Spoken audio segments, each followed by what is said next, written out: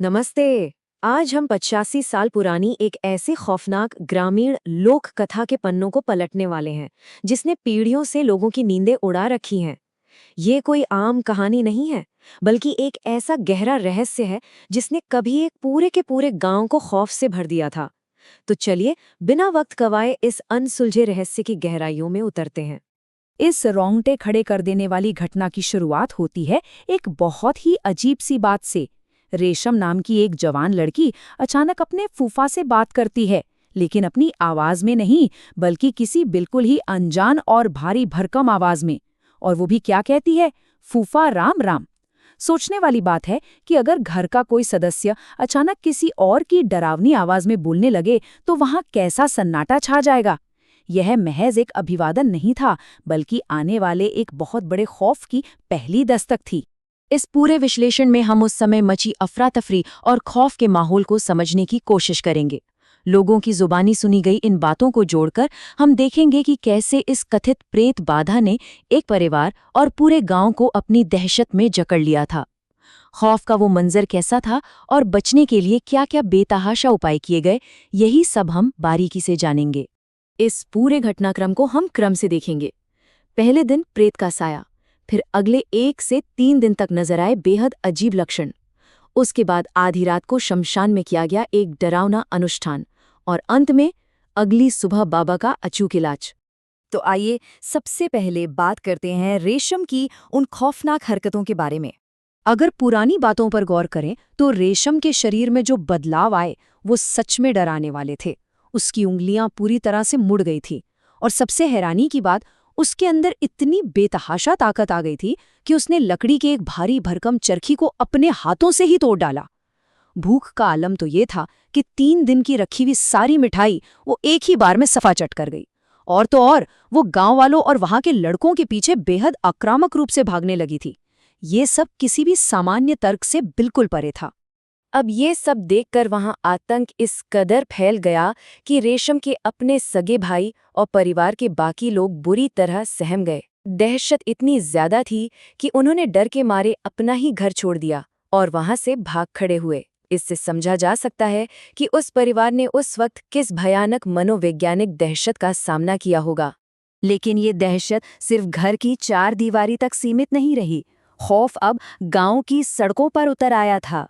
हुआ यूं कि रेशम एक दिन अचानक गांव के बस स्टैंड पर गिर पड़ती है, और फिर अगले ही पल सड़कों पर ताश खेल रहे लड़कों के पीछे पागलों की तरह भागने लगती है।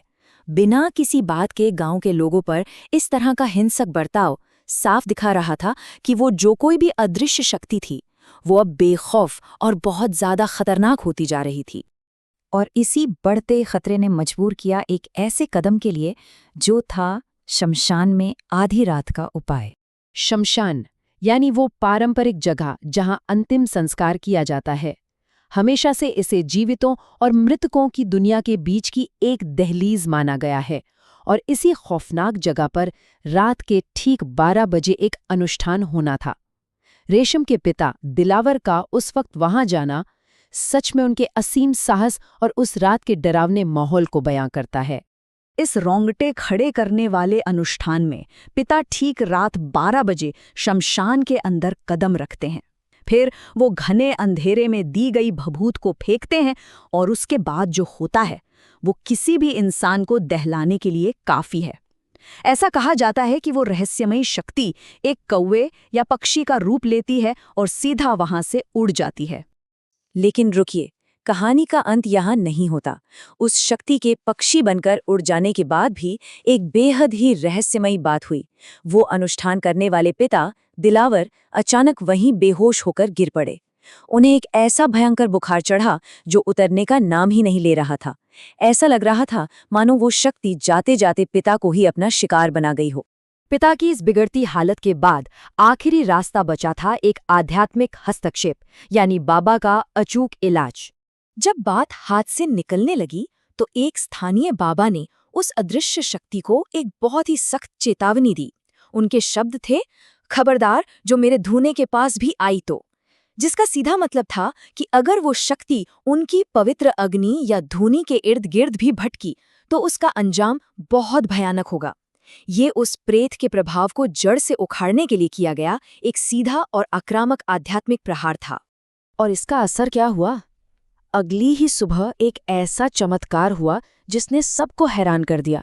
पिता का वो खतरनाक बुखार जो किसी भी तरह नहीं टूट रहा था, वो पूरी तरह से गायब हो गया। बाबा के उस कदम के बाद सब कुछ एकदम से शांत हो गया और इसी के साथ ये खौफनाक सिलसिला हमेशा के लिए थम गया।